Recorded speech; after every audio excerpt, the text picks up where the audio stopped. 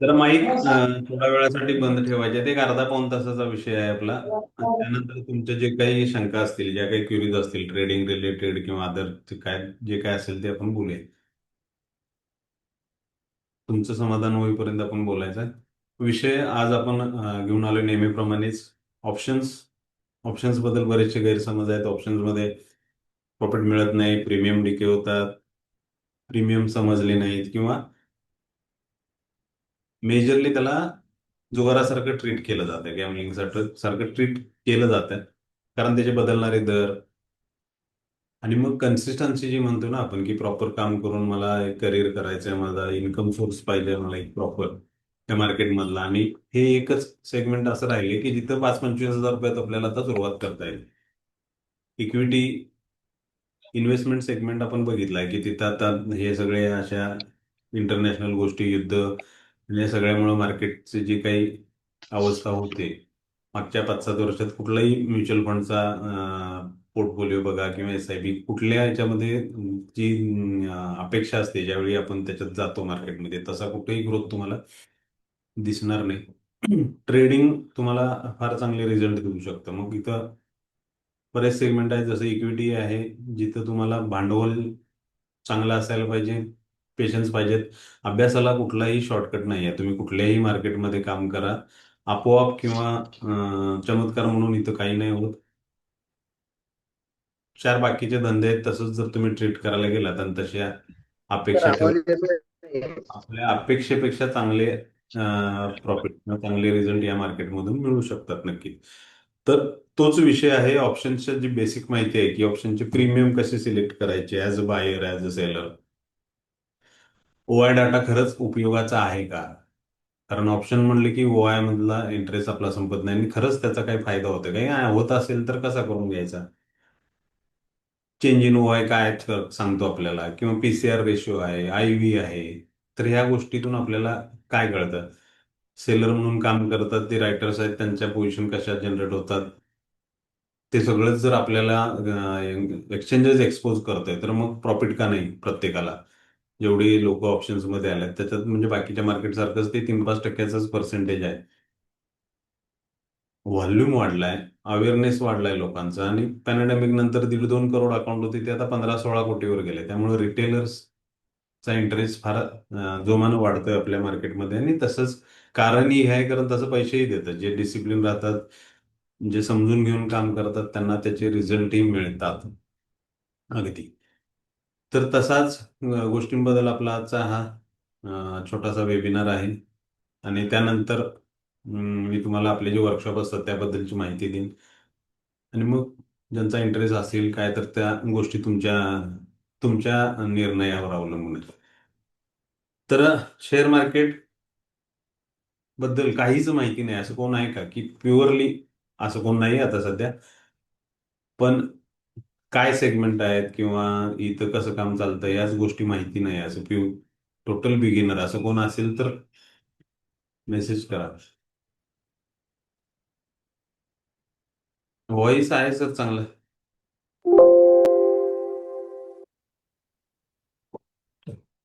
तर बऱ्यापैकी internet, mobile आणि या सगळ्या रील्स, युट्यूब या सगळ्या गोष्टीतून आपल्याकडे हे येतच राहतं नेहमी, त्या मार्केटबद्दलची बऱ्याचशा गोष्टी. तर इथं कॅश सेगमेंट आहे जिथं 8-10 हजार ऍसेट्स आहेत. शेअर्समध्ये आपण काम करू शकतो.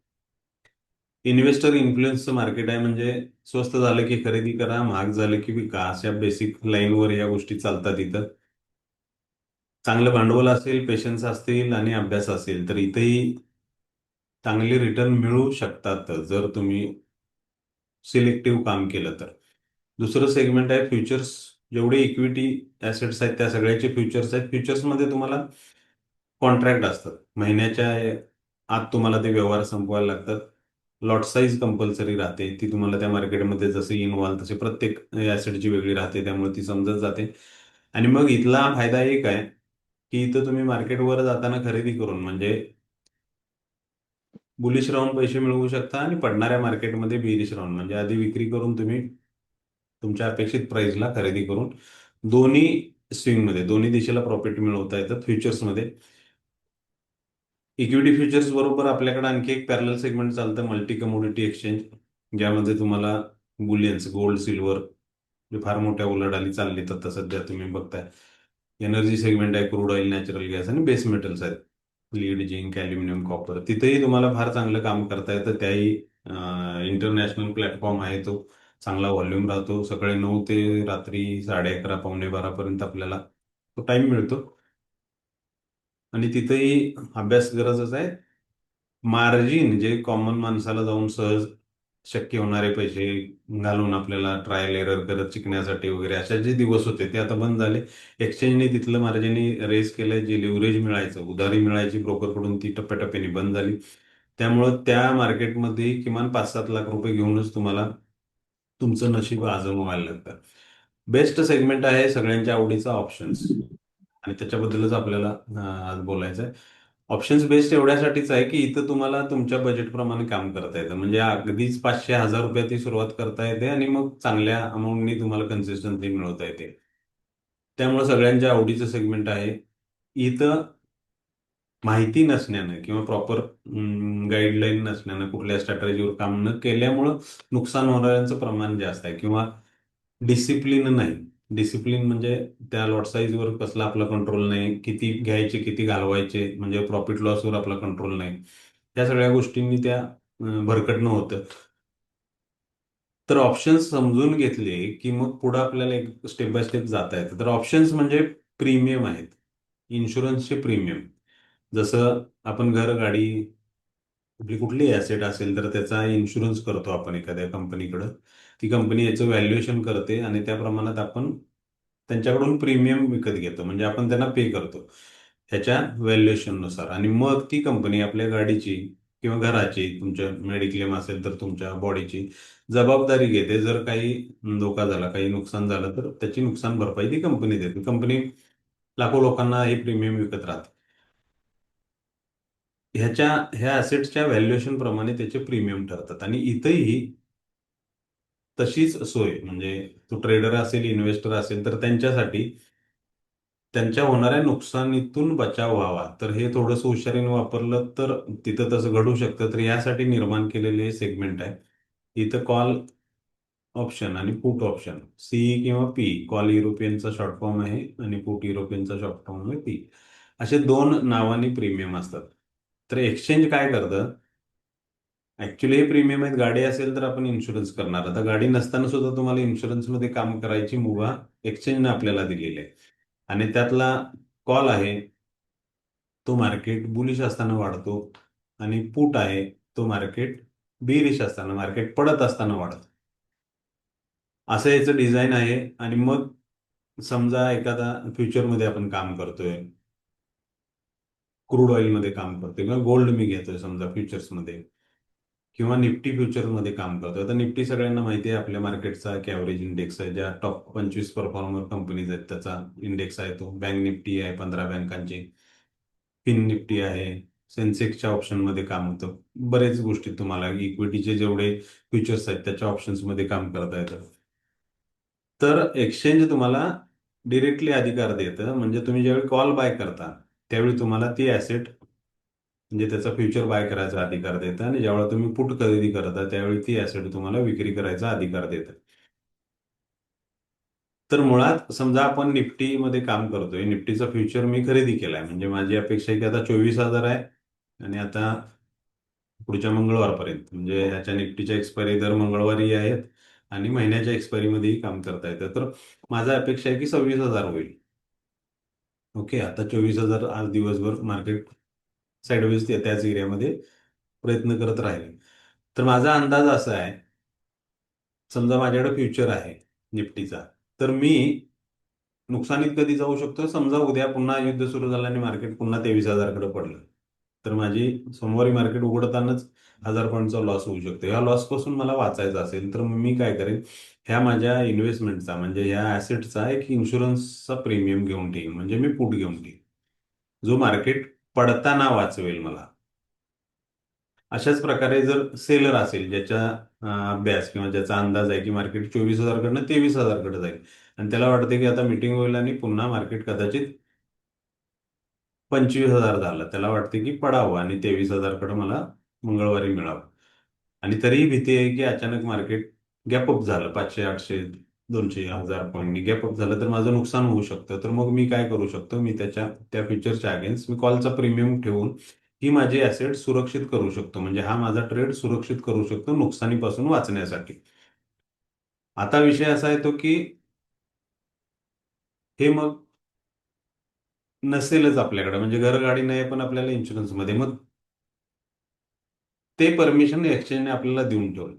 मग जे लोकांचा अंदाज आहे की निफ्टीवर जाईल, तर निफ्टीचा कॉल तुम्हाला बाय करायचा अधिकार दिलेला आहे.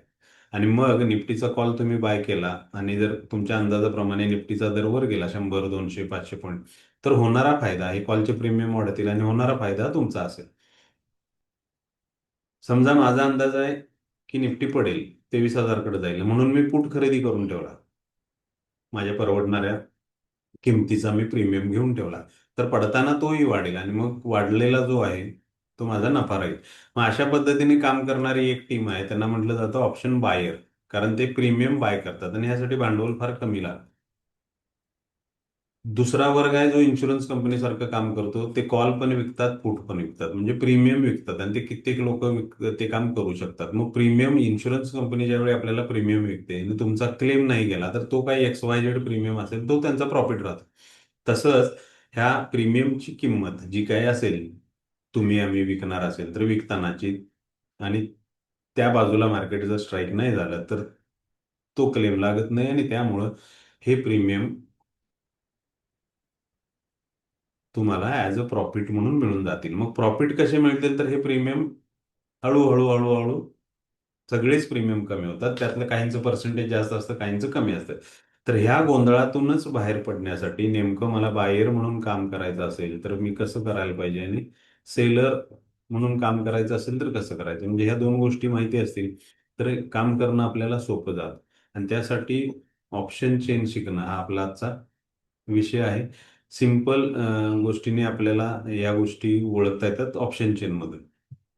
तर त्यासाठी तुम्ही फोन, मोबाईल, लॅपटॉप, पीसी, टॅबलेटवरून एक्सचेंजच्या साईटवर जाऊ शकता.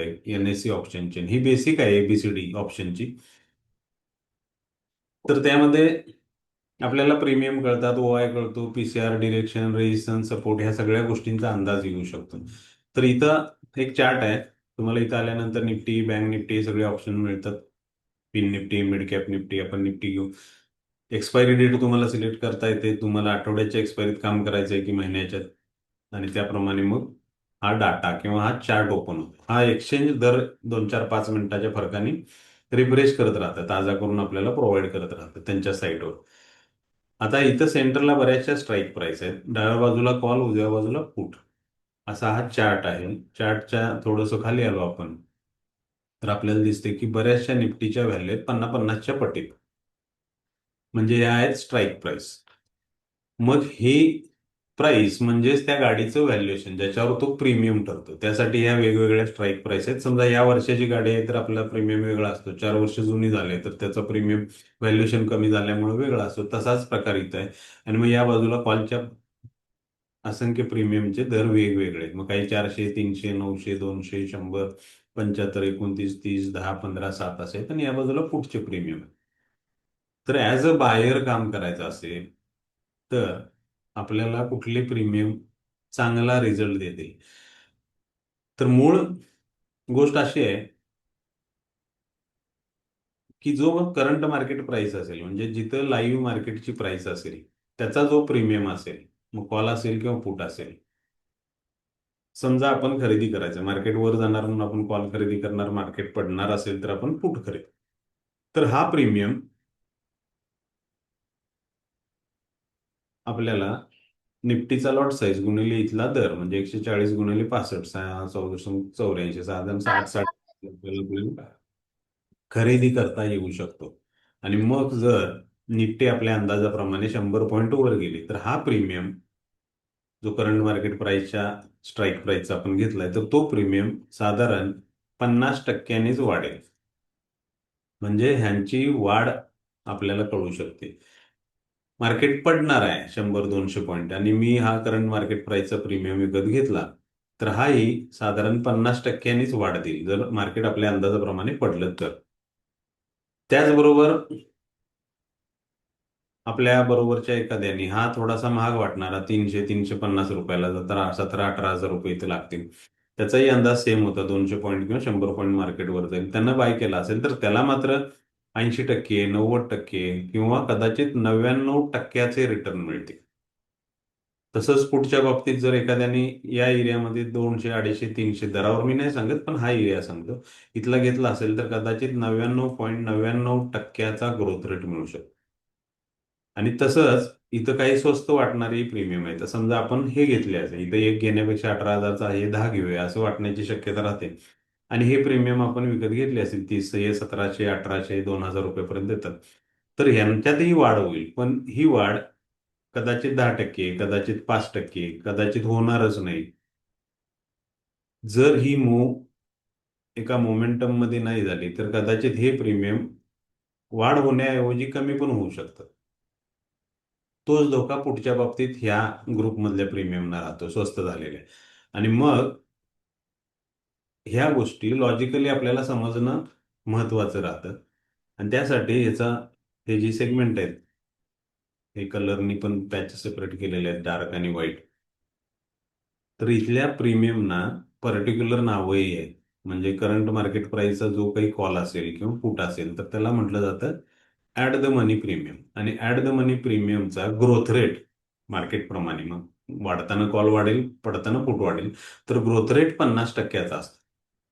हे आपल्याला माहिती पाहिजे. मग माहिती असेल, जाणून बुजून तुम्ही तो घेतलाय त्या प्राइस रेंजचा, तर तुम्हाला मग ज्यावेळी तुम्ही अभ्यास करताय त्यावेळी लक्षात पाहिजे की तिकडं इंडेक्समध्ये जेवढी वाढ होईल त्याच्या 50%नीच हे रिप्लाय करतील. सगळ्यात महत्वाचा पॉइंट हा आहे की इथल्या कुठल्याही प्रीमियमला त्याचं त्याचं स्वतंत्र अस्तित्व नाही आहे. सगळ्यात मोठी चूक आपण असं करतो की प्रीमियम घेतो आणि प्रीमियमचा चार्टवर कसलेही प्राइस ऍक्शन लावा, कसलेही इंडिकेटर लावा, तुमचं फेल्युअर हे ठरलेलं आहे. कारण हे सगळे प्रीमियम हे इंडेक्सला फॉलो करतात, सगळ्यात महत्वाचा पार्ट. मग निफ्टीचा इंडेक्स व्हॅल्यूमध्ये ज्या काही चेंजेस होत राहतील, वाढेल किंवा कमी होईल, त्याप्रमाणे हे कॉल आणि पुट रिॲक्ट होत राहतात. आणि त्यातही मग हा जर ऍट द मनीचा असेल तर इंडेक्स 100 पॉईंट वाढल्यानंतर हा 50 पॉईंट वाढेल. हा जो एरिया आहे डार्क पॅच मधला, याला म्हटलं जातं इन द मनी एरिया. मग इन द मनीमध्ये जसं तुम्ही डीप जाल वर, तसं तसं त्याचा ग्रोथ रेट वाढत जातो आणि तो मॅक्झिमम होऊ शकतो 99.99%चा. सेम वेनी मार्केट पडत असेल तर हा ऍट द मनी प्रीमियम 50%नी चालेल. आणि हे जे डार्क पॅच मध्ये थोडे महाग होत जाणारे प्रीमियम आहेत त्यांना ह्याही सेगमेंटला म्हणलं जातं इन द मनी प्रीमियम. आणि जसं तुम्ही डीप झाले इन द मनीमध्ये तसं तसं ग्रोथ वाढत जातो. मॅक्झिमम ग्रोथ रेट मिळू शकतो 99.99. म्हणजे जवळपास फ्युचर इतकाच ग्रोथ तुम्हाला ऑप्शन्स बायर म्हणून इथेही मिळवता येतो. आणि लागणारं बजेट हे 15-20 हजारपेक्षा जास्त असत नाही. फ्युचर बाय करायला तुम्हाला साधारण ₹1,25,00,000 लागतात आजच्या प्राइसने. सेल करायला ऑप्शनचे प्रीमियम भांडवल तसंच 1,00,000 ₹1,25,00,000 लागतं. मग बायर म्हणून हा इंटरेस्ट वाढण्यापाठीमागचं हे एक कारण आहे की आपल्याला व्हरायटी चॉईस आहे इथं मार्केटमध्ये आपल्या प्राइस प्रमाणे घेण्याचा.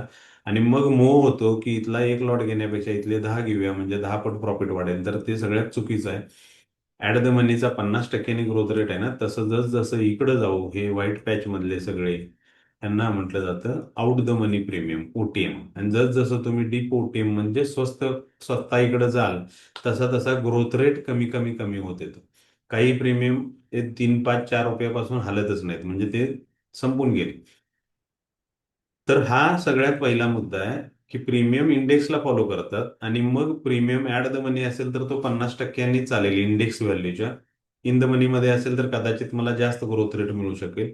आउट द मनी असेल तर कदाचित माझा ग्रोथ रेट डाऊन असेल. मग हा सगळ्यात महत्वाचा विषय ठरतो. आणि मग तुम्हाला काम करताना साधारण ऍट द मनी पासून तिसरा, पाचवा, आठवा ह्या ग्रुपमध्ये जर तुम्ही प्रीमियम चेक केला तर याचा ग्रोथ रेट नेहमीच तुम्हाला 70, 80, कदाचित 90%पेक्षा जास्त मिळेल. आणि त्यामुळं हे महाग वाटतात पण हे प्रीमियम चालतात चांगले इंडेक्सला रिप्लाय चांगला करतात. फार महाग 800, 1000, 1500 रुपयाचं सुद्धा इथं प्रीमियम आहेत. मग ते जास्त चालतात का, तर असं नाही. मॅक्झिमम ग्रोथ यांची 99.99% आहे. आणि त्यामुळं फार महागातले घ्यायची गरज नाही. तुम्हाला इन द मनीमध्ये चांगला हेल्दी प्रीमियम तिसरा, पाचवा, आठवा या ग्रुपमध्ये मिळू शकतो. निफ्टीमध्ये काम करताना 50च्या पट्टीतले अवॉइड केलात तर आणखी तुम्हाला हेल्दी मोड दिसू शकतो 100च्या पट्टीतल्या प्रीमियमला. आता हे सगळेच प्रीमियम पर्सेंटेजनी वाढतात. मार्केट वर जाताना हे पर्सेंटेजनी पुट सगळे मार्केट पडताना वाढतात. ग्रोथ रेट तर इथला कळाला आपल्याला. आता एक विषय होतो की हे प्रीमियम हळूहळू हळूहळू कमी पण होतात. म्हणजे या सगळ्या प्रीमियमना एक वेळेनुसार कीड लागलेली आहे. त्याला म्हणलं जातं टाइम डिके. आणि हे प्रीमियम काही पर्सेंटेजनी कमी सुद्धा होत राहतात डे बाय डे. मग एक्सपायरीकडे गेल्यानंतर इथले सगळे ओटीएमचे प्रीमियम झिरो व्हायचे चान्सेस वाढतात. असं का, तर तो इन्शुरन्सच्या प्रीमियम सारखाच रिॲक्ट होतो म्हणून. आता हे कमी होण्याचं पण स्पीड आहे ना, टाइम डिके, तोही वेगवेगळा आहे. आता हे जे इन द मनी मधले प्रीमियम आहेत त्यांना आणि इथल्यांना ओटीएम मधल्यांना जे काही व्हॅल्युएशन होतं त्यामध्ये एक त्यांचं अंतर्भूत मूल्य असतं आणि एक वेळेनुसार ठरलेलं, म्हणजे इतके वाढू शकतात, एवढ्या पर्सेंटने वाढवू शकते, ते त्याला टाइम व्हॅल्यू म्हणतात. आणि एक त्यांची इंट्रिन्सिक व्हॅल्यू राहते. तर टाइम व्हॅल्यू झिरो होतेच डे बाय डे. जसं जसं पुढे जाईल ना तर ती कमीच होते. आणि ह्या ओटीएम मध्ये फक्त आणि फक्त टाइम व्हॅल्यू शिल्लक राहिलेली असते. ओटीएमच्या प्रीमियमचं हे जे नंबर दिसत आहेत ती फक्त टाइम व्हॅल्यू राहिली. आणि त्यामुळं ती झिरो व्हायची शक्यता दाट राहते. आणि म्हणजेच टाइम डिके ओटीएम मध्ये मॅक्झिमम काम करतो. आणि त्यामुळं ओटीएम मध्ये बायर म्हणून काम करताना आपण इन होतानाच रिस्क घेतो. मार्केट जर साईडवेज राहिलं तर हे प्रीमियमचे डिके तुम्हाला होताना समोरच दिसतील लाईव्हच. जे काही पर्सेंटेज टाइम डिकेचं असेल ते डे बाय डे, म्हणजे दुसऱ्या दिवशी उघडलं ना तर तुम्हाला तो प्रीमियम तेवढ्या पर्सेंटेजने कमी होऊन उघडलेला दुसऱ्या दिवशी दिसतो. आणि एक्सपायरी डे मध्ये हे पर्सेंटेज लाईव्ह मार्केटमध्ये सुद्धा तुम्हाला दिसून येईल. आणि मग मार्केटमध्ये जर चांगली मूव नसेल, चांगला व्हॉल्यूम नसेल, चांगला मोमेंटम नसेल, तर हे प्रीमियम तुम्हाला टाइम डिकेला फेस करायला लावतात, जो एक मोठं कारण आहे लॉसचं. आणि त्यामुळं ह्या गोष्टी माहिती असून तुम्ही करत असाल तर वेगळी गोष्ट आहे. माहित नसताना केलेले लॉसेस का होत आहेत, मला तर मार्केट रेट होतं, हा प्रीमियमच वाढला नाही, हा फ्लक्च्युएटच झाला किंवा स्टॉप लॉसच झाले, तर हे ह्यामुळे होतं. तर हा ग्रोथ रेट आणि टाइम डिके ह्या दोन गोष्टी दोघांसाठी पण महत्वाच्या आहेत. आता जे सेलर म्हणून काम करतात, ऑप्शनचे प्रीमियम विकतात, तर त्यांच्यासाठी हा प्रीमियमचा ग्रुप बेस्टच आहे. कारण इथे ऑटोमॅटिकच टाइम डिके आहे. जेवढे लवकर प्रीमियम संपतील तेवढा त्यांचा प्रॉफिट आहे. आणि त्यामुळंच त्यांची गर्दी किंवा त्यांचा इंटरेस्ट या ओटीएम प्रीमियम विकण्याकडे असतो. आणि मग ते सेलर्स किंवा रायटर ज्यांना म्हटलं जातं त्यांचे नंबर्स तुम्हाला ह्या कॉलमला दिसतात, ज्याला आपण म्हणतो ओआय, ओपन इंटरेस्ट. आणि मग इथं जे नंबर्स दिसत आहेत तुम्हाला त्याला गुणिले 1 लाख केलं की ती तिथली ऍक्च्युअल क्वांटिटी राहते. मग एवढ्या ह्यूज क्वांटिटीने इथं काम होतं. आणि मग आपल्याला बायर म्हणून काम करताना याचा काय फायदा होतो किंवा सेलर म्हणून, तर ही जी ऑलरेडी ऑर्डर प्लेस केलेत त्यांच्या ऑर्डरची स्ट्रेंथ आपल्याला कळू शकते की त्यांचा अभ्यासाचा अंदाज काय आहे. आणि मग हा ओवाय आपण वाचताना तुम्हाला मॅक्झिमम नंबर जिथं जिथं दिसतील, जिथं मॅक्झिमम पोझिशन क्रिएट झालेले आहेत, तर ते मॅक्झिमम नंबर आता कॉलचे प्रीमियम विकलेत म्हणजे हे सगळे कॉलचे सेलर मार्केटसाठी बिरिश काम करतात. आणि पुटचे सेलर सगळे मार्केटसाठी बुलिश काम करतात. म्हणजे पुट विकतायत म्हणजे त्यांचा अंदाज आहे मार्केट वर जाईल, कॉल विकतोय म्हणजे त्याचा अंदाज आहे मार्केट खाली जाईल.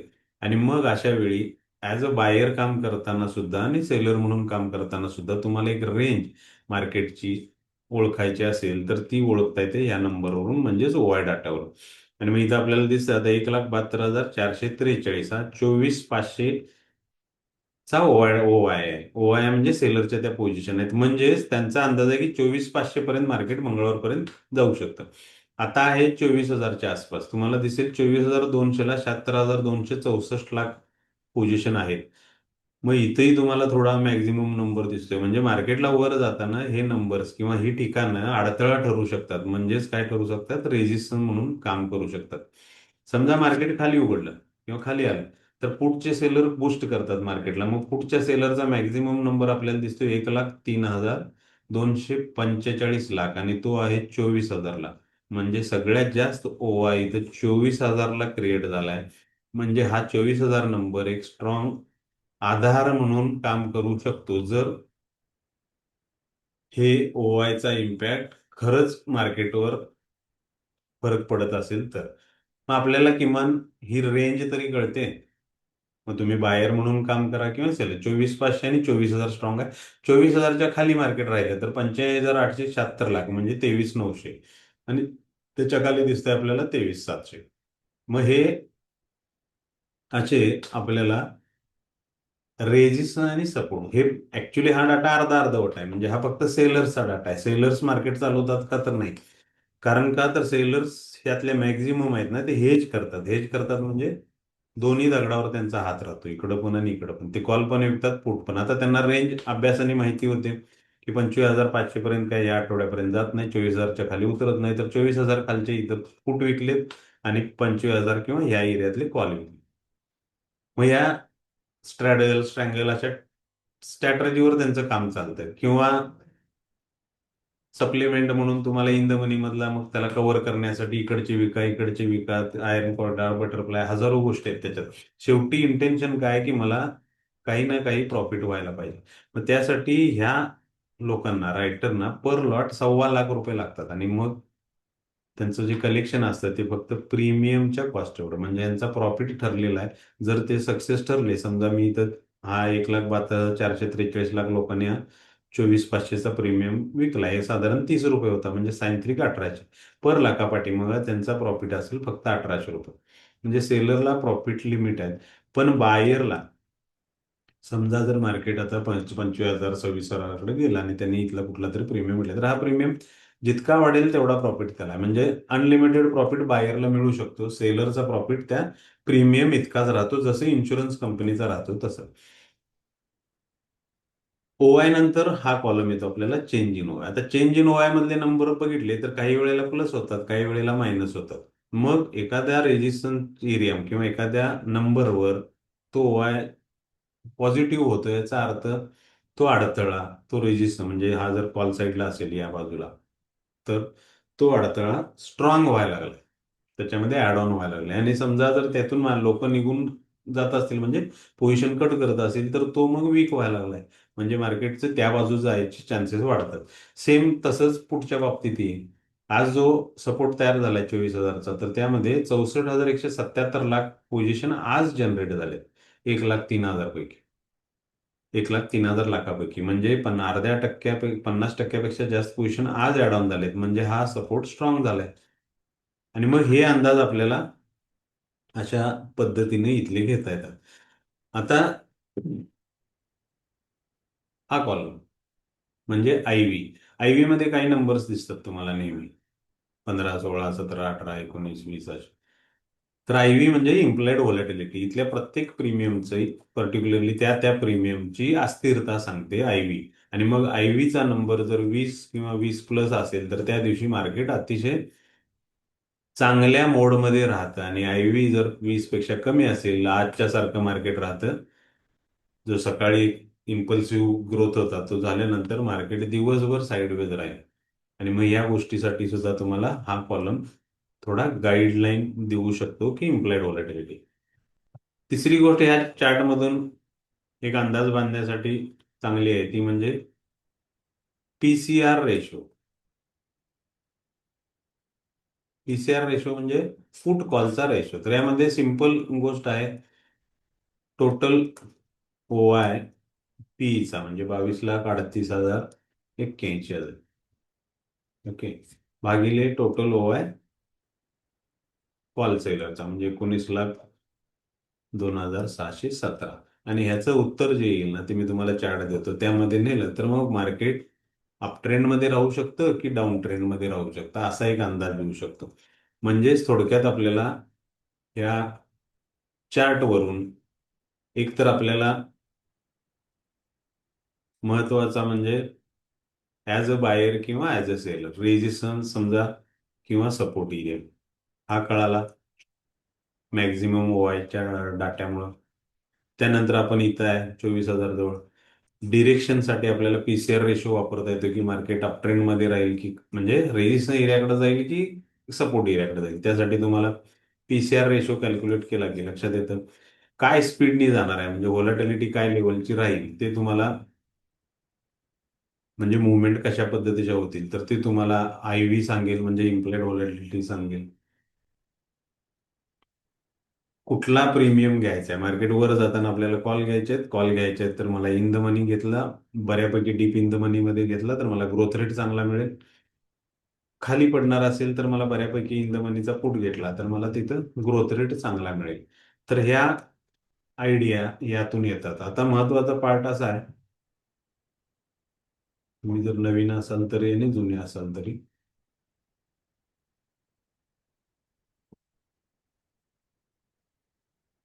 तर हे सेगमेंट आहेत ऑप्शन चेनचे हे सुरुवातीला आणि नंतर नंबर बघितला तरी तुम्हाला कळून जातं. समजा आता 24,000 राहिला तर 24,000 पेक्षा कमी व्हॅल्यूचे सगळे प्रीमियम कॉलचे इन द मनी आहेत. 24,000 पेक्षा जास्त व्हॅल्यूचे सगळे म्हणजे वरच्या स्ट्राईक प्राईसचे सगळे पुढचे प्रीमियम इन द मनी आहेत.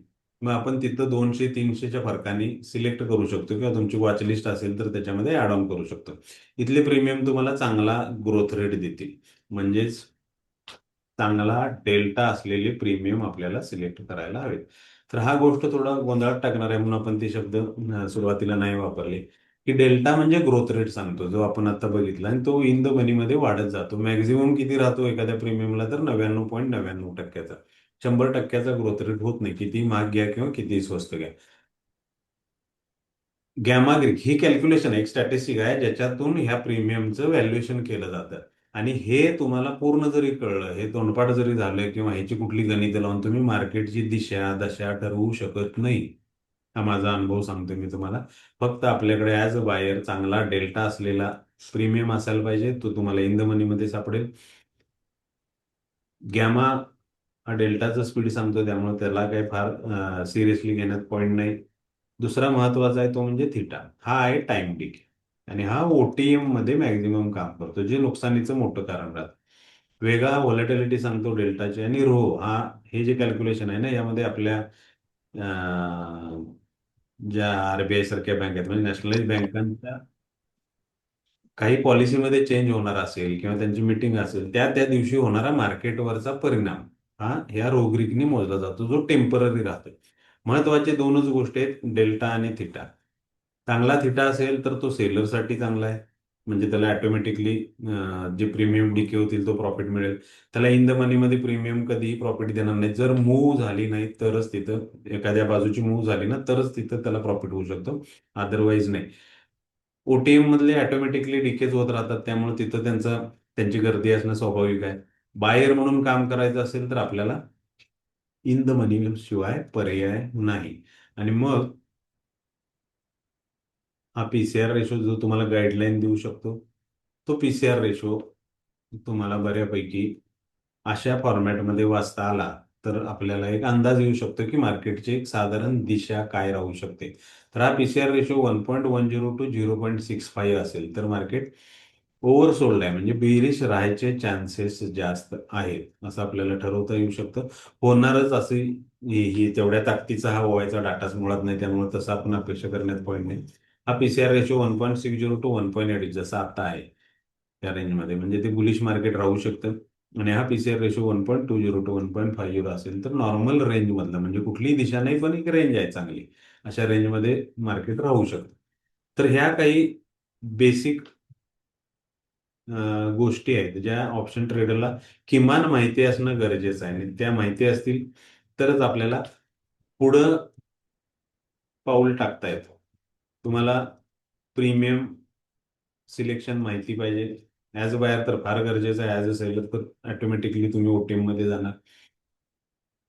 ओआय डाटा कसा वाचायचा ते कळलं. पीसीआर रेशो तुम्हाला एक डिरेक्शन अंदाजे डिरेक्शन म्हणतोय मी अंदाजे डिरेक्शन सांगू शकते. आणि मग ओआय चा डाटाची मॅक्झिमम नंबर वापरून तुम्ही एक अंदाजे रेजिस्टन्स आणि सपोर्ट म्हणजे एक रेंज मार्केटची ओळखू शकता. शिवाय इम्प्लाइड व्हॉलेटिलिटी तुम्हाला त्या त्या दिवशीची मुवमेंट काय पर्सेंटेजने होऊ शकते ही गोष्ट सांगू शकते, म्हणजे अस्थिरता. तर किमान ह्या गोष्टी तुम्हाला सुरुवातीच्या काळात माहिती पाहिजे. आता महत्वाचा पार्ट असा येतोय की हा जो डाटा आहे तो फक्त आहे सेलर्सचा म्हणजे रायटरचा. आता ह्यांच्याच हातात जर मार्केटला मूव्ह करणं असतं आणि यांचा डाटा जर एक्सपोज होतोय, तर मग प्रत्येक माणूस प्रत्येक ट्रेडर यशस्वी व्हायला पाहिजे होता. कारण किमान आता मी बोलल्या ह्या कमी जास्त फरकानं प्रत्येकाला गोष्टी किमान माहिती असतात. तरी असं का होत नाही? आज तर 24,000ला सकाळी 2 करोड सेलिंग पोझिशन होत्या आणि त्या सुद्धा क्रॉस केल्या मार्केटने. मग हे असं का झालं? खाली बाहेर तर काही स्ट्रॉंग म्हणजे कुठेही ओवाय त्याचा 24च्या खाली 900ला 800ला दिसत नव्हता. मग हे कोण करतंय? ही ताकद कुठून जनरेट होते? तर ती ताकद जनरेट होते रिटेलर्स, स्विंग ट्रेडर्स आणि हे इन्व्हेस्टर्स ह्या तिघांच्याकडून. ह्या मार्केटमध्ये आपल्याशिवाय आपण सेलर असू किंवा बायर असू, तो झाला आपला जॉब. ह्या मार्केटला मूव्ह करणारे कित्येक घटक आहेत ज्यांच्यामुळे या मार्केटला दिशा आणि दशा मिळते. तर निफ्टी जो इंडेक्स तयार झालाय तो ज्या 25 टॉप परफॉर्मर कंपनींच्या पर्सेंटेजने तयार झालाय त्यामध्ये रिलायन्स इंडस्ट्रीजचा 12% वाटा आहे साधारण. मग रिलायन्स इंडस्ट्रीमध्ये इन्व्हेस्टर खरेदी करायला, तर इन्व्हेस्टर कोण कोण करतात? तर डोमेस्टिकमध्ये म्युच्युअल फंड आहे, इन्शुरन्स आहे, SIP आहेत, हे सगळा पैसा तिथं जातो. इंडिव्हिज्युअल ट्रेडर आहेत, करोडमध्ये घालणारे इन्स्टिट्यूशन आहेत, FI आहेत सगळ्यात महत्वाचे, म्हणजे लाखो करोडो रुपयाची इन्व्हेस्टमेंट पर डेला प्लस मायनस होत राहते FI कडून. आणि डोमेस्टिक इन्व्हेस्टर्समध्ये म्युच्युअल फंड आले, इन्शुरन्सचा पैसा आला, इन्व्हेस्टरचा पैसा आला, हा सगळा इथं जात राहतो.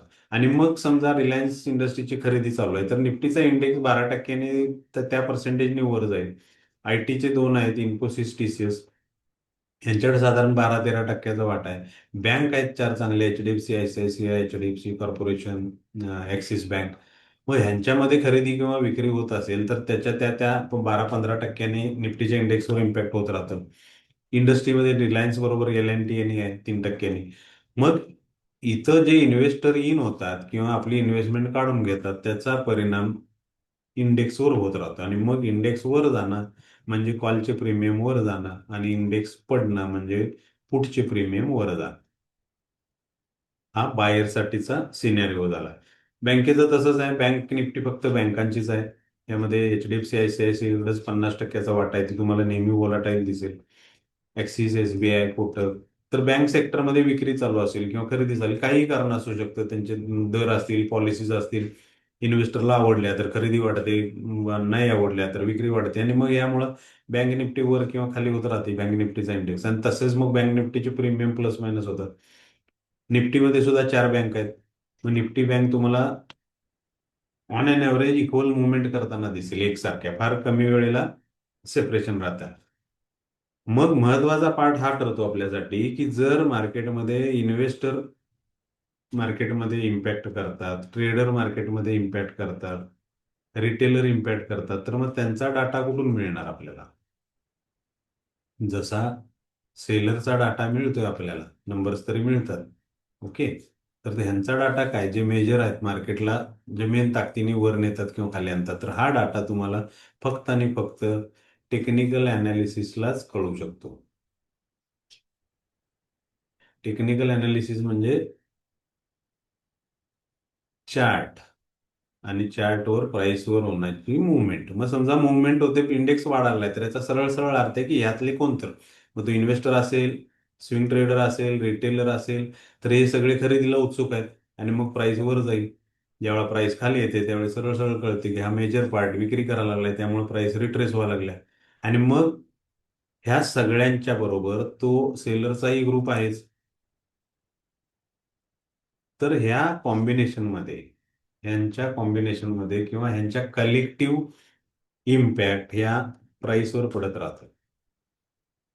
आणि मग ती प्राइस जशी मूव्ह होईल तस तसे ते प्रीमियम तुम्हाला मूव्ह होताना दिसणार. मग समजा इंडेक्स प्राइस 60 रुपयांनी वर गेली आणि थोडीशी प्रॉफिट बुकिंग आल्यामुळे 30 रुपये खाली आहे.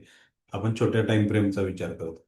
पुन्हा 100 पॉईंट वर गेली, 20 पॉईंट खाली आली आणि पुन्हा 60 पॉईंट वर गेली तर हा इंडेक्स असेल समजा. तर आयटीएम मधला जो काही प्रीमियम असेल ज्याचा डेल्टा रेट, ज्याचा ग्रोथ रेट मॅक्झिमम आहे म्हणजे 70-80% आहे, तर तो 70-80% इथंही रिप्लाय करेल. म्हणजे त्याच्याही प्राइसमध्ये तुम्हाला सेम टू सेम मुवमेंट दिसतील, जे पॅरलल दिसतील इंडेक्सच्या. समजा ऍट द मनीचा आहे माझ्याकडे प्रीमियम, तर तो 50%नीच करेल. म्हणजे इथं 30 पॉईंटनी वर जाईल, इथं मात्र खाली येताना इक्वल येईल, वर जाताना मात्र 50 पॉईंट वर जाईल, खाली येताना मात्र 20 येईल किंवा जास्त येईल, आणि इथं जाताना 30 पॉईंट जाईल. हा तुम्हाला 50, 28-29, इथं 90-95, आणि इथं 18-20, आणि इथं तुम्हाला 50-55, म्हणजे सेम टू सेम चालताना दिसेल थोड्याफार फरकाने. आणि ओटीएम मधला जर प्रीमियम असेल ना, तर तो वाढताना कमी वाढेल, कारण समजा त्याचं ग्रोथ रेट 10%चा आहे, तर या 60च्या 10% म्हणजे 6 पॉईंटच वाढेल. पण ज्यावेळी 30 पॉईंटनी हे मार्केट ड्रॉप येतं, त्यावेळी हा मात्र 40 पॉईंटनी खाली जाईल. का तर हा 30 पॉईंट तर आहेतच, प्लस त्याच्यामध्ये टाइम डिके ऍड होतो. आणि मग आपल्याला विनाकारणचं नुकसान सोसायला लागतं. तर ही गोष्ट होत राहते.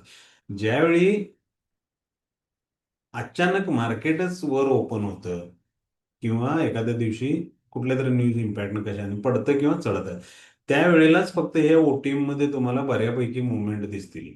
म्हणजे 20-30 रुपयाचा प्रीमियम सुद्धा 40 झाला, 60 झाला. पण जर तुम्ही इन द मनीच्या किंवा ऍट द मनी इकडं त्या मुवमेंट चेक केल्या, तर इथं त्या पर्सेंटेजने इक्वल असतील, म्हणजे जास्त असतील.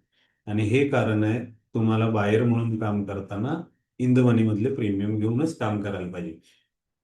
चार्टला ह्या सगळ्या गोष्टींचा इम्पॅक्ट होत राहतो. म्हणजे इन्व्हेस्टर असेल, तो बुकिंग करायला लागला, एफ आय असेल, डी आय असेल, किंवा रिटेलर आहे, येतोय जातोय, तर मुव्हिंग एव्हरेज सारखे इंडिकेटर आहेत. काही इन्व्हेन्शन आता गेल्या 40-50 वर्षात अफाट ताकदीने झालेत, आणि आज आपल्याकडे 5G आलं, फोनवर येतं. म्हणजे तुम्ही लाईव्ह प्राइसवर रिॲक्ट होऊ शकता. म्हणजे फोनपर्यंत मार्केट पोहोचलं, लॅपटॉप आहेत, पीसी आहेत, सगळ्या गोष्टी आहेत. इतका सारखा अभ्यास डाटा आपल्या समोर अवेलेबल आहे. मग त्यात युट्यूब आहेत, सगळी माध्यमं आहेत त्याच्यात काम करतात ती. बरंचसं शिकणं सोपं झालंय. मग त्यामध्ये हे असे वेबिनार, वर्कशॉप, ह्या सगळ्या गोष्टी तुम्हाला कुठूनही जगातल्या कुठल्याही एरियावर आपल्याला कनेक्ट होत आहेत. तर हे मुव्हिंग एव्हरेज सारखे इंडिकेटर आहेत काही. म्हणजे 1000-1500 इंडिकेटर आहेत व्हरायटी टाईपने. शेवट्या त्याच्यात जे पैशासाठी संशोधन होते ते कुठल्याच क्षेत्रात होत नाही. आणि मग हे तुम्हाला हा डाटा देऊ शकतं हिस्ट्रीमध्ये. जसं ओआय डाटा आपण बघतो ना, तसं हे मुव्हिंग एव्हरेज तुम्हाला हिस्ट्री देत राहतात. म्हणजे समजा तुम्ही 5 मिनिटाच्या टाइम फ्रेमवर काम करायला लागले, आणि तुम्ही एक 200 मिनिटाचं मुव्हिंग एव्हरेज लावले, तर हे 200 मिनिटाचं मुव्हिंग एव्हरेज तुम्हाला पाठीमागचा 1000 मिनिटाचा डाटा देत राहतात ॲव्हरेजने. मुव्हिंग ॲव्हरेज म्हणजे ॲव्हरेजच्या लाईनीत. आणि मग तुम्हाला असे वेगवेगळे मुव्हिंग ॲव्हरेज वापरून, समजा ही प्राइस आहे आणि इथं तुम्हाला वेगवेगळ्या ॲव्हरेजच्या लाईन असतील, तर तुम्हाला अंदाज बांधता येतो की कुठल्या ॲव्हरेजच्या खाली आहे, म्हणजे कुठल्या हिस्ट्रीमध्ये पाठीमागं आपण त्याचा अभ्यास केला तर कुठल्या टाईपच्या ट्रेडर्सचा काय चाललंय. म्हणजे ते इन्व्हेस्टर सेलिंगमध्ये इंटरेस्टेड आहेत, रिटेलर्स कशामध्ये इंटरेस्टेड आहेत, स्विंग ट्रेडर कशामध्ये इंटरेस्टेड आहेत. तर हे डिटेल्स आपल्याला अशा काही इंडिकेटरनी घेता येतं. मोमेंटम रिॲक्टर आहेत इंडिकेटर. एखाद्या वेळेला तुम्हाला दिसते मार्केट आज सकाळी गॅप अप उघडलं, आणि सकाळीच एक मूव्ह झाली, आणि नंतर ती 24,000, 24,30च्या जवळ सस्टेन झाली. तर हा जो मोमेंटम होता मार्केटला मिळालेला, हा साधारण सकाळच्या 1.5-2 तासात असतो. तर हाही तुम्हाला परफेक्टली वाचता येतो. म्हणजे तुम्हाला हे पॉईंटही मिळतात की इथं मोमेंटम आहे, इथं नाही आहे, इथं नाही आहे, इथं नाही आहे. हे जर कळत असेल तर इथल्या मूव्ह होत नाही. तर ही गोष्ट तुम्हाला ऍड ऑन करता येते. मार्केटवर सगळ्यात इम्पॅक्ट करतो तो म्हणजे लिक्विडिटी, म्हणजे व्हॉल्यूम. समजा किती जास्त गर्दी असेल ना, तेवढी मार्केटमध्ये मुवमेंट जास्त. मग ही गर्दी ठराविक एरियामध्ये काम करते. म्हणजे समजा जसं 25,000ला किंवा 25,500ला ओवायची गर्दी वाढली, तशी बाहेर सेलरच्या पण पोझिशन असू शकतात. इथं 24,500ला सपोर्टवाल्यांची गर्दी आहे, तर ही कित्येक लोक आहेत वेगवेगळी, वेगवेगळ्या रोलमध्ये. तर ही गर्दी म्हणजेच लिक्विडिटी. आणि मग ही लिक्विडिटी टू लिक्विडिटी, जसं पब्लिक ट्रान्सपोर्ट समजा त्याला दिशा नाही आहे. जसं आपल्याकडे असतात लोकल वडापच्या गाड्या किंवा गर्दी जिकडे जिकडे जाऊया म्हणेल तिकडे जाणाऱ्या. समजा इथं आले आणि इथं बाहेर सेल, ही दोघांची गर्दी आहे, बाहेर आहेत सेलर आहेत, इथं पण बाहेर आहेत सेलर आहेत. आणि मग इथं गाडी भरताना समजा 50ची कपॅसिटी आहे, तर बाहेर 40 असतील आणि सेलर 20 असतील, तर मार्केट व ही गाडी इकडे जाईल. ह्या गर्दीच्या एरियात म्हणजे ह्या लिक्विडिटीच्या एरियात गेल्यानंतर इथली गर्दी काय म्हणते ते महत्वाचं आहे. मग इथं इथं जात असताना ह्यातले कित्येक हळूहळू वळून जातील, म्हणजेच प्रॉफिट बुक करून बाहेर पडतील.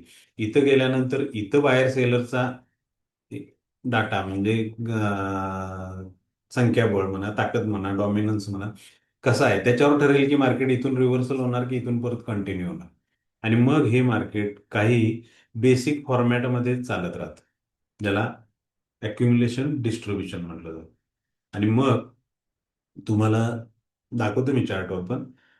तर बऱ्याचदा अशा वन साइड रॅली होतात आणि मग मार्केट तिथं जाऊन थांबून जातं. मग हे कशामुळे होतं, तर इथले बाहेरचे एक्झिट पण आहेत, म्हणजे प्रॉफिट बुकिंगमुळे बाहेर पडले. सेलरचं प्रेशर तर आहे, सेलर इथंही आहेत, इथंही काही ॲड ऑन होतील, मग कुणाची ताकद वाढेल तिकडे मार्केट जाईल. तर हे असं थांबेल. सेलर समजा रिॲक्ट व्हायला लागले तर मार्केट पुन्हा त्या बाजूला येऊ शकतं.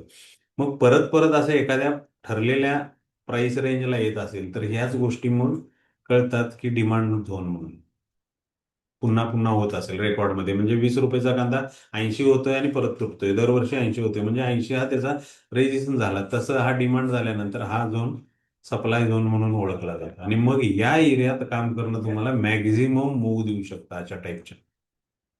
मग त्यासाठी हे सगळ्या गोष्टी लॉजिकली समजणं महत्वाचं आहे, ज्या चार्टवर समजतात. आणि मग या जे बेसिक प्राइस ऍक्शन जी मी म्हणतोय त्यामध्ये एकतर मार्केटमध्ये अशी रॅली होते आणि जे हे असं कन्सोलिडेशन होतं टेम्पररी किंवा थोडंफार मार्केट साईड, जसं आता आज राहिले दिवसभर 24-30 आणि 950च्या मध्ये. तर साधारण सिनेरो असा आहे. मग आता इथं जे ठरल म्हणजे हा जो बेस तयार झालाय, हे स्मार्ट ट्रेडर्स रिॲक्ट होतात. स्मार्ट मनी कन्सेप्टमध्ये सुद्धा ह्या गोष्टी वेगवेगळ्या नावाने शिकवल्या जातात. त्याला बेस पॉइंट म्हटलं जातं किंवा जे अक्युम्युलेशन म्हणा, बरीच नावं आहेत त्याच्यामध्ये. तर इथं जे ठरेल ते पुढे रिॲक्ट होईल. म्हणजे साधारण हा जर रॅलीचा पोर्शन धरला आणि हा जर बेस धरला तर नेक्स्ट इथंच काय ठरेल त्याप्रमाणे मग इकडे रॅली पण होऊ शकते. म्हणजे ते कंटिन्युएशनचा पॅटर्न झाला. सेम दुसरा पार्ट आहे, त्यामध्ये काय होऊ शकतं, तर इथं सेलरची ताकद वाढली तर मार्केट पुन्हा खाली येऊ शकतं. म्हणजे हा रॅली झाला, बेस झाला आणि पुन्हा काय झाला, मग ड्रॉप झाला. म्हणजे मार्केट पुन्हा खालच्या रेंजला आला. ड्रॉप झाल्यानंतर पुन्हा कुठंतरी त्याला थांबायला लागेल नाईलाजानं, कारण सगळे सेलर काही थांबणार नाहीत. एक्सपायरीची कारणं आहेत, बाहेर पडायला लागतं, कॉन्ट्रॅक्ट्स आहेत, त्याप्रमाणे पोझिशन इन आउट करायला लागतात. इथं पुन्हा सेलर आले तर पुन्हा ड्रॉप येईल किंवा इथं पुन्हा स्ट्रॉंग बाईंग झालं तर मग मार्केट काय होईल, पुन्हा रिकव्हरीमध्ये येईल. तर हे मार्केट अशाच काही सेटअपनुसारच चालतं. त्यासाठी तुम्हाला मी चार्टवर घेऊन जातो. इंटरेस्ट आहे का बघण्याला? Yes sir. हो हो आहे सर. सर. Yes sir. तर बरेचसे ऍप किंवा बरेचसे ब्रोकरी तुम्हाला ही ऑप्शन चेन सुद्धा सप्लाय करतात. हा माझा ट्रेड टायगरचा प्लॅटफॉर्म आहे, जो आता आपण शिकलो ऍक्च्युली की ग्रीक्स कसे वर्क होतात, काय होतं. तर त्यामध्ये ही ग्रीक सिलेक्ट केल्यानंतर आपल्याला इथं स्ट्राईक प्राइस दिसते.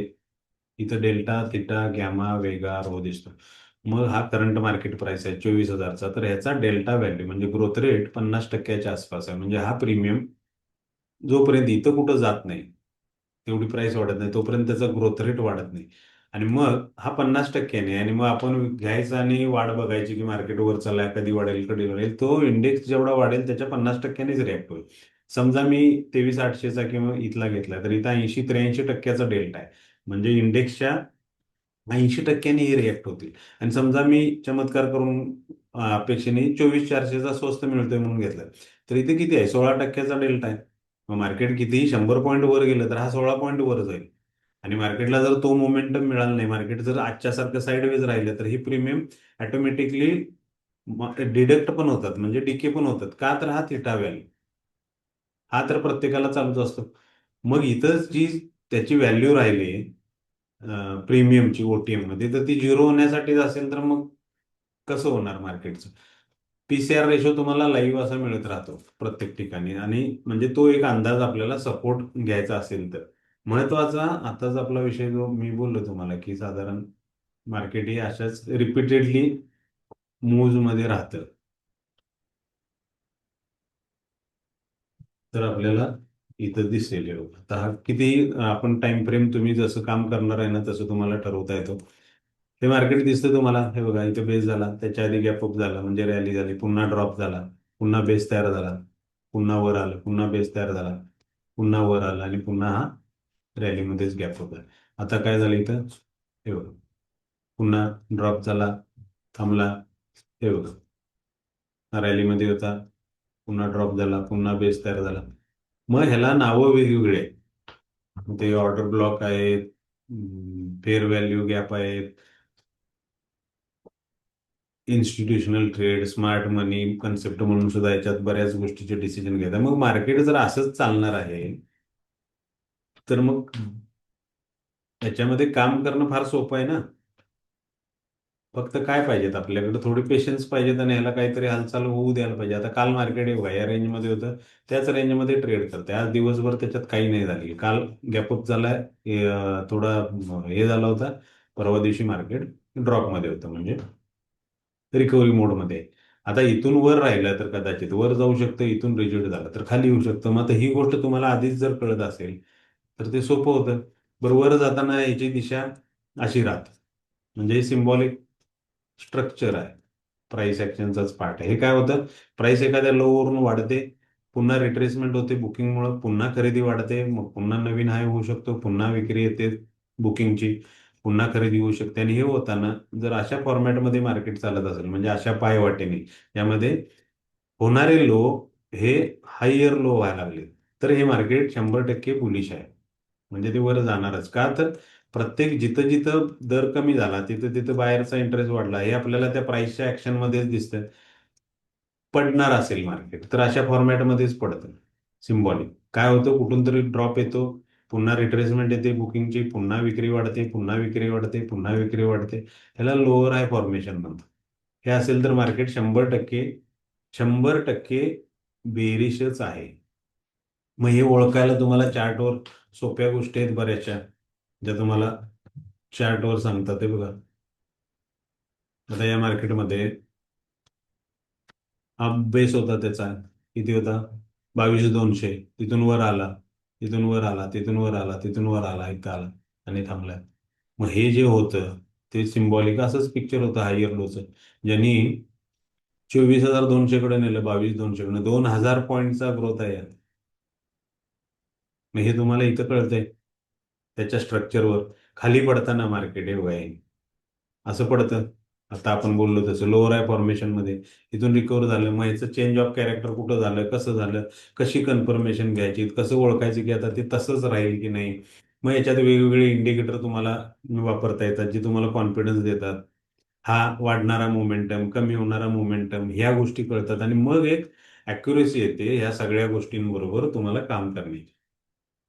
हे बघा, पडताना तुम्हाला तर आता या एरियात गेलं, इथं थांबलं, हळूहळू ट्रेड बेरिश व्हायला लागले, आणि मार्केट इथं पडले. आता हा ड्रॉप होता पण 23,500 कडून परत 22,400. मग हा परत वाढ आहे, हे बघा सेम सिम्बॉलिक हायर लो. हा 1,500-2,000चा टप्पा, 1,000 प्लस, हे 1,000 प्लस पॉईंट ड्रॉप. मग हे जर एवढं सोपं आहे तर मग लॉस का करून घ्यायचा? तर लॉस अशामुळे होतो की आपण कुठल्या नियमाला बांधील राहत नाही. आपल्याला फक्त चमत्कार पाहिजे असतात मार्केटकडून, आणि म्हणून आपण मग हे प्रीमियम सिलेक्शन प्रॉपर नसणं, किंवा हे प्रीमियम जरी काही जणांचे व्यवस्थित चालू असलं तरी मग लॉट साईज वर कंट्रोल नसणं, स्वस्त होत जातात. जसं एक्सपायरीकडे जाईल तसे लॉट साईज स्वस्त होतात, मग क्वांटिटी वाढली आणि लॉस घेतला. मग पहिल्या दिवशी मी आज 2,000 घेतले, दुसऱ्या दिवशी 2,000, तिसऱ्या दिवशी, आणि त्या चौथ्या दिवशी 10,000 लॉस घेतला, तर हे सगळं वाईप आउट झालं. मग ह्या सगळ्यावर कंट्रोल ठेवायला. दुसरी गोष्ट, प्रीमियम दिसतात आपल्याला रॅलीमध्ये 2-2, 400-400 पॉईंटनी वाढली, मग तुम्ही घ्यायची किती यातली हेही ठरायला पाहिजे. म्हणजे प्रॉफिट आणि लॉस ह्या दोन्ही गोष्टीवर तुमचा कंट्रोल पाहिजे. लॉस किती घ्यायचा आहे ही रिस्क फॅक्टर आहे. इथं तुमच्या अगेन्स्ट सगळ्या गोष्टी होऊ शकतात. ही सगळी टूल्स आहेत. मग त्यामध्ये प्राइस ऍक्शन आहे, मार्केट स्ट्रक्चर आहे, इंडिकेटर्स आहेत. त्या सगळ्याच्या कॉम्बिनेशनने तुम्हाला एक स्ट्रॅटर्जी मिळू शकते. नंतर काय, मिळाल्यानंतर काय, तर मग तरीही तुम्हाला इथलं एक रिस्क फॅक्टर आहे ना, तो ऍक्सेप्ट करायलाच लागतो. म्हणजे लॉस ऍक्सेप्टन्स ठेवूनच तुम्ही या मार्केटमध्ये पुढे चाल करू शकता. हे होणारच आहे कुठं ना कुठं तरी. मग हा किती घ्यायचा हे मात्र ठरलेलं असेल तर ते तुम्ही कंट्रोलमध्ये आणू शकता. तसंच प्रॉफिट बघा. आज मी प्रीमियम खरेदी केला, 20 रुपये वर गेला आणि मी क्लोज केला आणि तोच मग 200 रुपये वाढला. ही चर्चा तुम्हाला सगळ्या ऑप्शन बाहेरकडे दिसेल की मी परफेक्ट होतो. मग तुला जर माहिती होतं 200 पॉईंट वाढणार आहे तर मग तू का सोडलेला असतोय, तर मला मिळालेले जाऊ नयेत असं वाटत. मग कधी कधी काय होतं, हे असं झालंय म्हणून दुसऱ्या दिवशी मी 20 रुपये वाढवून सुद्धा बुक नाही केलं तर इथून खाली जातं. मग या दिवशी परत लॉस होतं. मग इथं ही मुवमेंट एक्झॅक्ट अशीच होणार आहे हे तुम्हाला माहिती असेल तर तुम्ही मॅक्झिमम कडे जाऊ शकता. आणि ज्या वेळेला मिनिममच आहे हे तुम्हाला आधीच माहिती असेल तर मिनिमम प्रॉफिटकडे राहू शकता. मग साधारण मार्केट हे त्या बेस मोडला असेल, साईडवेज असेल, आजच्या सारखं असेल तर तुम्हाला मिनिमम साईडलाच राहायला लागतं. आणि ज्यावेळी मार्केट रॅलीमध्ये कन्वर्ट होईल तर ते ओळखता येणं सगळ्यात महत्वाचं आणि आल्यानंतर त्याला रिॲक्ट होणं. मग तिथं तुम्हाला मॅक्झिमम प्रॉफिटचे चान्सेस आहेत. मग हे सगळं कुठल्या टाइम फ्रेमवर कधी करायचं. मग सेशन्स जे आहेत मार्केटचा, सकाळी तुम्हाला दिसतो नेहमीच व्होलाटाईल मोड, पेंडिंग ऑर्डरमुळे एक इम्पल्सिव्ह मोड राहतो. नंतर मार्केट हळूहळू हळू एका मोडमध्ये येतं, कदाचित वरच्या किंवा खालच्या. दुपारी नेहमीच डल होतं आणि पुन्हा मग क्लोजिंगला त्याला ताकद येते. मग साधारण 1:30-2 नंतर युरोप उघडल्यानंतर. मग हे 2 सेशनमध्ये मार्केट चालतं मेजर. तुम्ही 6 सव्वा 6 तास बसून 40-50 ट्रेड करत असाल तर काहीही नाही, तुम्ही फक्त आणि फक्त लॉस करण्यासाठीच या मार्केटमध्ये आहात, लक्षात घे. मार्केटची डिरेक्शन कळत असेल, जर ते वर जाणार आहे तर ते असंच जाईल. मग हे माहिती असेल तर तुमचा इथं आणि इथं हे दोनच ट्रेड तुम्हाला प्रॉफिट देऊ शकतात. या फेजमध्ये ऑप्शन्समध्ये फक्त लॉस येतो टाइम डिके अंगावर. आणि ही फेज 2-2 दिवसही राहू शकते अशी. पडणार आहे तर ते असंच पडेल. ते असंच पडणार आहे. तर हे पॉइंटच तुम्हाला पोटू खरेदीमध्ये पैसे देतील बायर म्हणून काम करताना. या पॅचमध्ये प्रत्येक वेळी तुम्ही पॅनिक व्हाल किंवा असलेल्या चांगल्या डिरेक्शन मधून सुद्धा तुम्ही एक्झिट होऊ शकता. मग हे सगळं अॅक्युरेट पिन पॉईंट अॅक्युरेसीने तुम्हाला जर कळायला लागले की येस माझा हा पॉइंटच आता मला वर घेऊन जाणार आहे, तर मग तुमची रिस्क फॅक्टर कमी ठेवता येते तुम्हाला. जनरली नेहमी दिसतात हे कॅन्डल्स वगैरे याचे सिग्नलच आहेत. मग जॅपनीज कॅन्डल आहेत, हायकिनाशी कॅन्डल आहेत, रेनको चार्ट आहे. नेमकं एक वापरत असेल तर दुसरं रील बघितलं की आपल्याला वाटतं आता ते बरं. हा इंडिकेटर असा आपण वापरतोय, कुठं थोडे 2-4 प्रॉफिट लॉस होतात तोपर्यंत आपण काय करतोय, एखादा रील बघितलं युट्यूबवर कोणीतरी सांगितलं की चला आता ते वापरून बघूया. मग हा ट्रायल एरर किती दिवस ठेवणार तुम्ही आणि एका फिक्स प्लॅनवर कधी येणार, म्हणजे फिक्स स्ट्रॅटर्जीवर. मग ती होऊ शकते तुमच्या इंटेलिजन्सनुसार, कुणाला लवकर कुणाला वेळाने.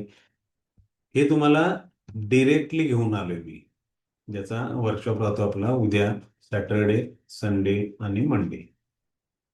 रिझल्ट फार भन्नाट आहेत, म्हणजे अॅक्युरेसी पर्सेंटेज फार आहे. फेल्युअर पर्सेंटेज फार कमी आहे, कारण आपण प्राइस ऍक्शन मेन त्या प्राइसच्या मुवमेंटच्या आत्म्यालाच पकडतो. म्हणजे मार्केट वर जाणार आहे तर का जाईल, खाली जाणार आहे, आणि या सगळ्या लॉजिकली गोष्टी तुम्हाला शिकवल्या जातात. आणि मग त्याच्यामध्ये अॅक्युरेसीसाठी इंडिकेटरचा थोडा सपोर्ट घेतला जातो. कारण इंडिकेटर शिवाय ऑप्शन सारख्या डेलिकेट पार्टमध्ये काम करणं धोक्याचं ठरू शकतं. आणि त्यामुळं ती price action plus indicator base strategy, ज्यामध्ये एक 10-12 फॉर्म्युले आहेत आमचे, की असं असेल तरच सीई बाय करायचा, असं असेल तरच पुट बाय करायचा. माझे सीई साठी एक 5-7 पॉईंट आहेत आणि पुटसाठी 5-7 पॉईंट, जे तुम्ही फ्युचरला सुद्धा वापरू शकता किंवा इव्हन कमोडिटीमध्ये सुद्धा तुम्हाला त्या गोष्टी रिप्लाय देतात. मग ह्यामुळं काय होतं, एक शिस्त येते, कंपल्शन येतं. मग तुम्हाला मिळतो प्लॅन, एक कंपाऊंडिंग बेस प्लॅन मिळतो. म्हणजे तुम्ही 15-20 हजार रुपये अशा छोट्या अमाऊंटनी सुद्धा सुरू करू शकता, मिनिमम मॅक्झिमम टाइम घेत. म्हणजे जे मॅक्झिमम विनिंग रेट देऊ शकतं. असे काही सिच्युएशन आहेत, असे काही पॉइंट आहेत, असे काही सेशन आहेत की ते तसेच काम केलं तर आपण मॅक्झिमम कडे जाऊ शकतो, जो रिझल्ट आहे ते. आणि मग मिनिमम मॅक्झिमम टाइम घेता येत असेल तर 20,000 रुपयाचे कित्येक लाख करता येतात 1 वर्षाच्या आत. आणि तो कंपाऊंडिंग प्लॅन म्हणजे 20,000चा जर 100% सक्सेस झाला तर 1 करोडकडे नेता येतो, म्हणजे एक्सपोनेन्शियल विनिंग. हे मॅन्युअली कधीच शक्य होत नाही. पण आपण तसं एक अट्रॅक्शन किंवा स्वतःसाठी तशी एक बांधिलकी ठेवून की बाबा ठीक आहे मला म्हणजे लॉंग टर्म विचार करून की ठीक आहे मी आज 500 घेतोय, उद्या मला 1,000 वर जाता येईल, मग परवा दिवशी मला 2,000 वर जाता येईल, त्यानंतर माझा प्रॉफिट वाढेल, माझी लॉट साईज वाढेल, मार्केटमधून पैसे आले की मग मी माझी रिस्क वाढवेन, म्हणजे माझी लॉट साईज वाढवेन. आणि असं करत करत करत ही प्रोसेस तुम्हाला त्या तुमच्या टार्गेटेड विनिंग रेटकडे घेऊन जाते, म्हणजे ती कन्सिस्टन्सी मिळते. आणि मग ही जिंकायची सवय आहे ना, ही लावून घ्यायला लागते जबरदस्तीने. तुम्ही लॉस करताय कित्येक वेळा, आणि कित्येक लोक आहेत रोज सकाळी प्रॉफिटमध्ये असतात, रोज सकाळी प्रॉफिटमध्ये असतात, आणि तिथून पुढे मग सगळा प्रॉफिट घालून एंडिंग लॉसमध्ये करणारे कित्येक लोक आहेत, म्हणजे मॅक्झिमम लोक आहेत. म्हणजे काहीच कळत नाही असं नाही, कळतंय पण ते अर्धा अर्धवट आहे किंवा प्रॉपर त्याला कंट्रोल नाही आलेलं. असे कित्येक असतात. बिगिनर असाल तर पहिल्यापासूनच आपण एका नियमात राहणार, नियमाच्या चौकटीत, आणि येस नो करत राहणार. असं राहिला तर रिझल्ट चांगले राहतात. म्हणजे जे फ्रस्ट्रेशन किंवा फेल्युअरमुळे येणारी जी निगेटिव्हिटी आहे ती येत नाही. भलेही प्रॉफिट कमी मिळेल, पण आपल्याला हळूहळू हळूहळू स्टेप बाय स्टेप जाता येते. तर या सगळ्यासाठी आपल्याकडे कॉपीराईट स्ट्रॅटर्जी आहे, जी तुम्हाला या 2 दिवसाच्या वर्कशॉपमध्ये दिली जाते. पूर्ण बेसिक्स पासून जो मेन पार्ट आहे प्राइस ऍक्शन, आणि त्याला इंडिकेटर बरोबर अॅक्युरेसी दिलेली आहे. ही जी आपली इन्स्टिट्यूट आहे ही कोल्हापूरमध्ये आहे. शिवाजी पार्क एरिया आहे तिथं आपला गेली 7-8 वर्ष इन्स्टिट्यूट आहे. ऑनलाईन मी गेली 2022 एंड पासून, म्हणजे साधारण 3 वर्ष झाली. 3-4 हजार स्टुडंट ऑलरेडी ऑनलाईनचे झालेत आपले. मॅक्झिमम रेशो ज्याने स्ट्रॅटर्जीवर काम केले त्या लोकांचा पॉझिटिव्हच आहे. पॉझिटिव्ह म्हणजे 1.5-2 करोड प्लस झालेले मेंबरही आहेत आपले यवतमाळच्या प्रवीण पालकर सारखे, विनोद साळोखे सारखे कित्येक आहेत. 8, 10, 15, 20 लाखाकडे गेले तर कित्येक आहेत. कित्येक महिला आहेत, नॉर्मल माणसं आहेत. म्हणजे जो काही तर आता परवाच मी आमच्या ओंकार अगलमेची, जो पुण्यात ट्रान्सपोर्टचं काम करतो, त्याची इंटरव्ह्यू दिली. मागच्या वर्षी वर्कशॉप केला, समजायला त्याला वेळ लागला, का तर शिक्षण नाही किंवा या मार्केटचा काही गंध नव्हता, पण हळूहळू सपोर्टने मार्गी लागलाय. आता तो 2 महिन्यात 1 लाख प्लस झाला. भांडवल किती? 10-15 हजार रुपयाचं. मग ही गोष्ट ऑप्शनमध्ये आहे, आणि हे सत्य आहे. गरज कशाची आहे की आपल्याला तो प्रॉपर मार्ग, तो चष्मा लावूनच काम करायला पाहिजे. कसंही अंधाधुंद ट्रेडिंग तुम्हाला इथं टिकवत नाही. मिनिमम एक रेशो राहतो की 2-3 ट्रेडच बाबा चांगल्या मुवमेंटचे, चांगल्या मोमेंटम मधले, तुम्हाला सिलेक्टिव्ह काम करायचं असेल तर बेस्ट वर्क होतं. ही आपली जी इन्स्टिट्यूट आहे ती, हे अप्रिसिएशन आहे अशा बऱ्याच गोष्टींचं. आणि हे फक्त आणि फक्त तुमच्यासाठी अवेलेबल आहे. फक्त 9,500 या फीजमध्ये लाईफ टाईमचा ऍक्सेस आहे. वर्कशॉप केल्यानंतर तुम्हाला पुन्हा काही क्युरीज असतील तर रिपीट वर्कशॉप अलाउड आहेत. फक्त कमिटमेंट फी राहते 1,000-1,500 रुपये. लाईव्ह सपोर्ट, आपले व्हॉट्सअप ग्रुप आहेत, एकमेकाला सगळे ट्रेडर्स सपोर्ट करत राहतात, तुमच्या सगळ्या क्युरीज क्लिअर केल्या जातात.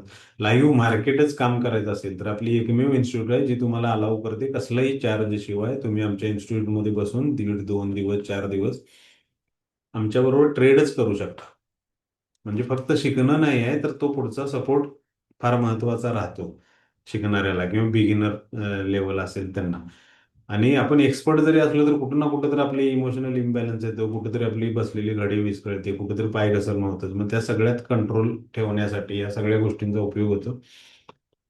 या कोर्सची फी फक्त 9,500 आहे. 3 दिवस चालतात.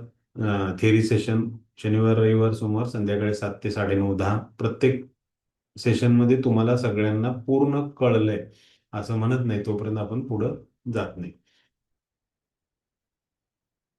अश्युरन्स मी म्हणून असा देऊ शकतो की तुम्ही जर नियमात राहणार असाल, भांडवल किती असू दे, इथं फार भांडवल म्हणजे शहाणपणा नाही किंवा आपल्या इंटेलिजन्सचा काही उपयोग नाही. विषय फक्त एकच आहे महत्वाचा, की आपल्याला नियमात राहणं.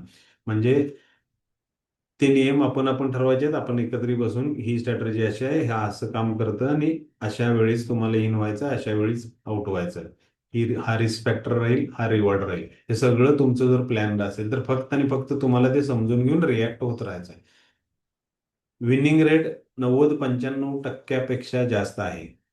म्हणजे 100% म्हणायचं नाही म्हणून मी सांगतोय. स्टॉप लॉस आमच्याकडे आता एवढ्या सेशन झाले 3 वर्षात.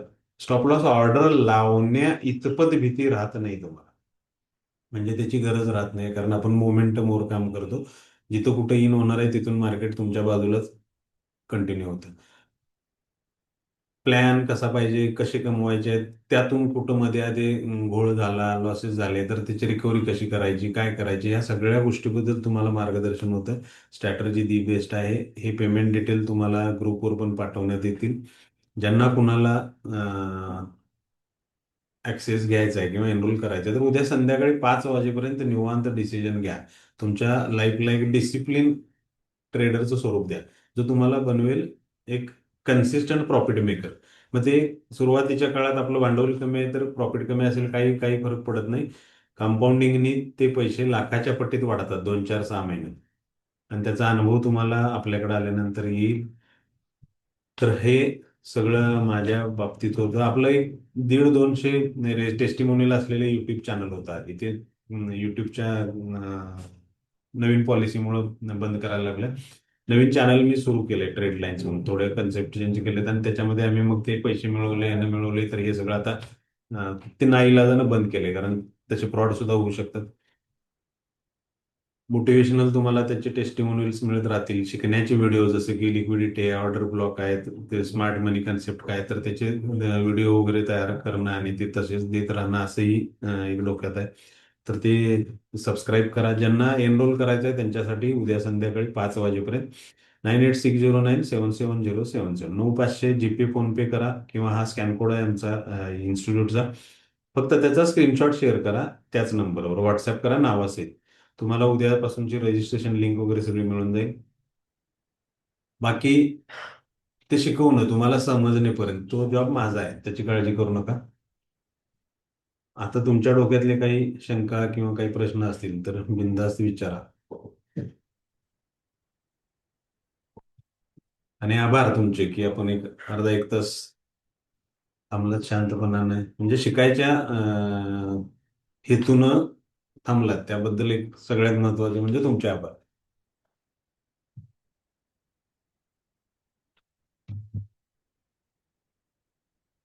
बोला बिंदास, जे काही विचारायचं असेल ते बिंदास विचारा. ज्यांना कॉल करायचा असेल, व्हॉट्सअप करायचं असेल तरी त्या नंबरवर मला डायरेक्टली कॉल केला तरीही चालेल. कधीही, उद्या सकाळी करा, आज करा, याच्यानंतर करा किंवा इथं बोला.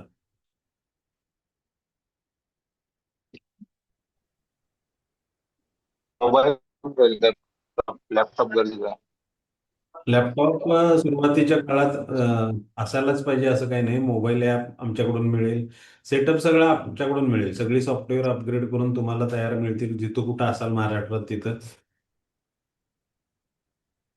मोबाईल ॲप मिळेल. सुरुवात तुम्हाला मोबाईलवर करता येऊ शकते. कम्फर्ट लेवल म्हणून तुम्हाला मग लॅपटॉप, एक्स्ट्रा स्क्रीन, हे सगळे नंतरच्या गोष्टी आहेत. त्या आधीच त्याचं बर्डन घ्यायची काही गरज नाही. सुरू करता येतं तुम्हाला. आता तो ओंकार आहे ना, तो फोनवरूनच करतोय. ज्यानं 1 लाख घेतले ना, तो गाडीतच असतोय, ट्रान्सपोर्ट टेम्पोमध्ये पुन्हा पनवेल ट्रिप मारत.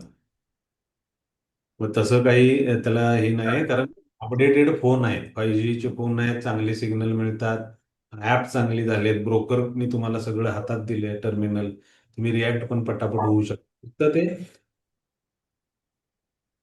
लॉजिकल वेने असावे, म्हणजे स्ट्रॅटर्जीत काम करायला लागतं.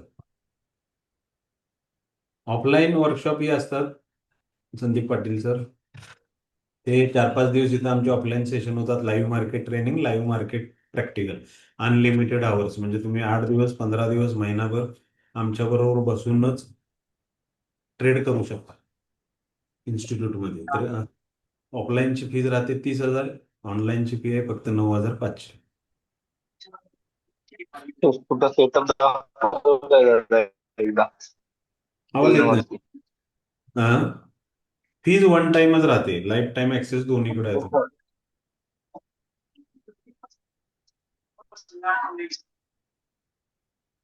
आवाज येत नाही व्यवस्थित तुमचा.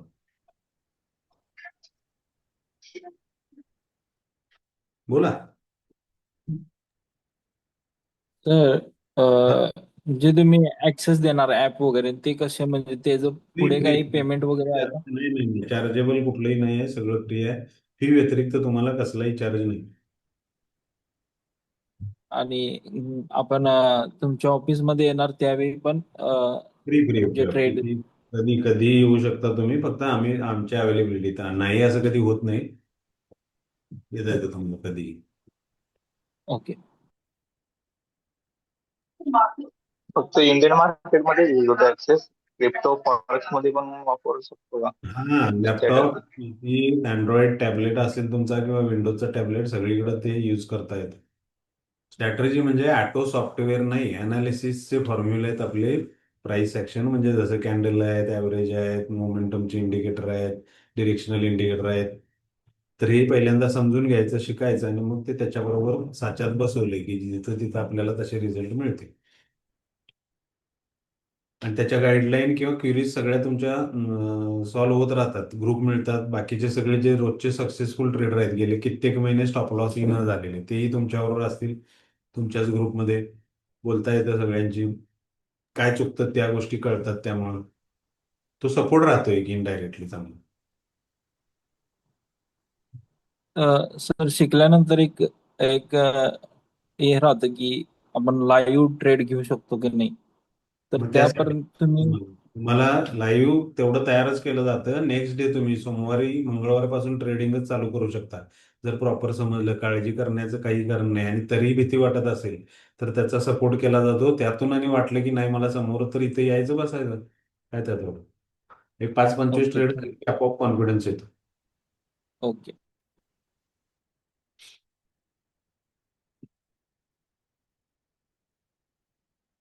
तर हा इझी मनी नाही आहे, स्मार्ट मनी आहे. मार्केटच्या कुठल्याही सेगमेंटमध्ये काम करा, मग स्मार्ट आपण व्हायला पाहिजे. आपल्याकडे काही हुशारी पाहिजे जी स्ट्रॅटर्जीच्या स्वरूपात तुम्हाला रेडीमेड दिली जाते, आणि तसंच येस म्हणत राहिला तर त्याचे रिझल्ट ऑटोमॅटिकली मिळतात.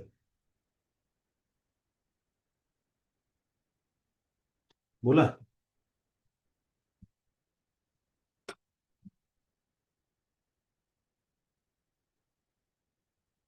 उशिरा जॉईन केला असेल तर ह्याचा रेकॉर्डिंग तुम्हाला ग्रुपवर मिळेल, ते चॅनलवरही असेल आपले. बाकी पेमेंट डिटेल तुम्हाला मी ग्रुपवर शेअर करतो. उद्या संध्याकाळी 5 वाजेपर्यंत तुम्हाला एनरोल करता येऊ शकतं. ज्यांना कुणाला वाटतं की आपण थोडंसं डिसिप्लिन राहिलो, थोडं मार्गदर्शनानं चाललो की व्यवस्थित, तर ही फार किरकोळ फी आहे त्या मानाने. रिझल्ट फार चांगले आहेत. त्याचा अश्युरन्स मी तुम्हाला देतो स्ट्रॅटर्जीच्या रिझल्टबद्दलचा.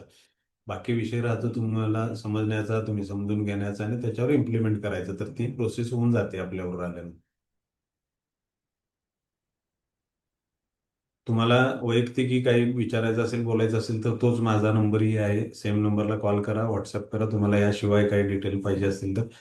कॉन्फिडन्ससाठी तुम्हाला मी व्हिडिओ पाठवतो थोड्या वेळाने, टेस्टिमोनियल जे ऑलरेडी आमच्याबरोबर कनेक्टेड आहेत स्टुडंट, जे आता शिल्लक आहेत आमच्याकडे नवीन अलीकडचे ह्या 2 महिन्यातले व्हिडिओ, तर ते पाठवतो, ते बघून घ्या.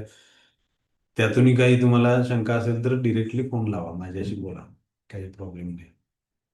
ठीक आहे. चला, सगळ्यांच्या सहभागाबद्दल आभार.